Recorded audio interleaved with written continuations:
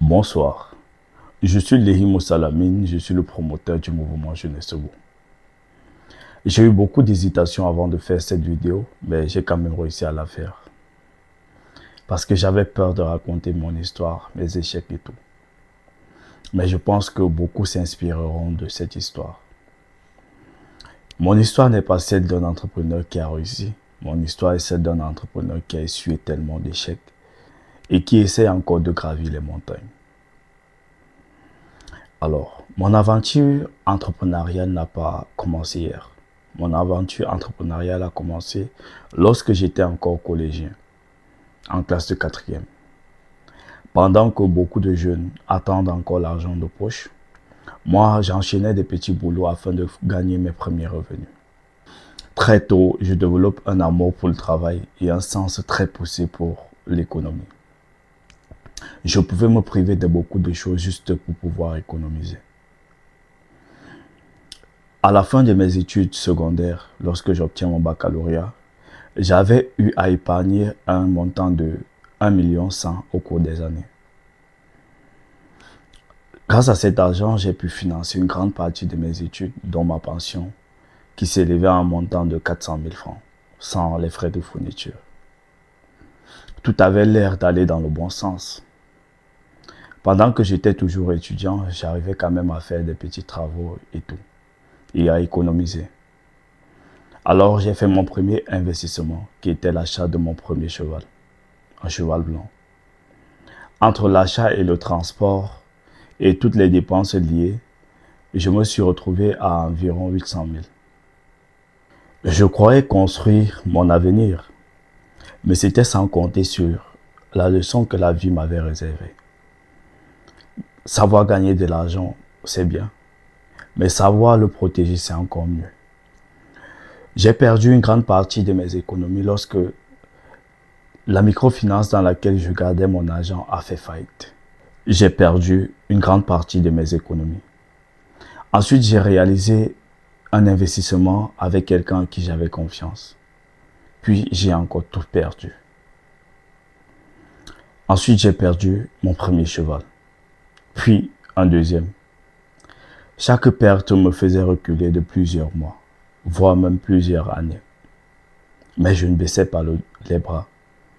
Le 7 mars 2025, mon troisième cheval avait été percuté par un automobiliste à la Nouvelle Route Bastos. Il est mort sur le champ. Et là, tout semblait s'effondrer. Je n'avais plus aucun espoir. J'ai décidé de tout lâcher. Je m'étais également lancé dans la blanchisserie. J'avais acheté tout le matériel nécessaire, machine à laver et tout ce qui concerne le business. Sauf que cette période, je traversais également une relation qui me détruisait mentalement, émotionnellement et aussi matériellement puisque le matériel nécessaire au pressing avait été détruit. Et à force d'accumuler toutes ces déceptions, j'ai fini par perdre ma motivation. Je me réveillais sans objectif. Je travaillais sans enthousiasme. J'avais l'impression que mes efforts n'avaient servi à rien. Pendant plusieurs mois, j'ai vécu dans le découragement. Et puis un jour, je me suis posé une question. Est-ce que je vais laisser mes échecs décider de la suite de mon histoire? La réponse était probablement non. Alors j'ai décidé de tout recommencer, de relancer mes activités. Je n'avais pas d'argent, je n'avais pas d'investisseur, mais j'avais ma foi, ma volonté et mon expérience.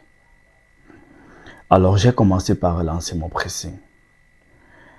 Petit à petit, je faisais des choses de manière archaïque. Et puis après, j'ai racheté tout le matériel nécessaire, machine à laver et tout ce qui concerne le pressing. Puis après, je me suis racheté un nouveau cheval. Et j'ai recommencé à construire, pierre après pierre. Et j'ai compris une chose. Je ne suis pas le seul jeune à vivre des difficultés. Beaucoup de jeunes ont des rêves. Beaucoup de jeunes ont du potentiel. Et beaucoup abandonnent après leur premier échec. C'est de cette prise de conscience qu'est née Jeunesse debout. Jeunesse debout est un appel à tous les jeunes qui refusent d'abandonner, à tous ceux qui veulent entreprendre, à tous ceux qui veulent se relever après une chute. Mon histoire n'est pas celle d'un jeune qui a réussi. Mon histoire est celle d'un jeune qui refuse d'abandonner, qui refuse de se laisser emporter par les échecs.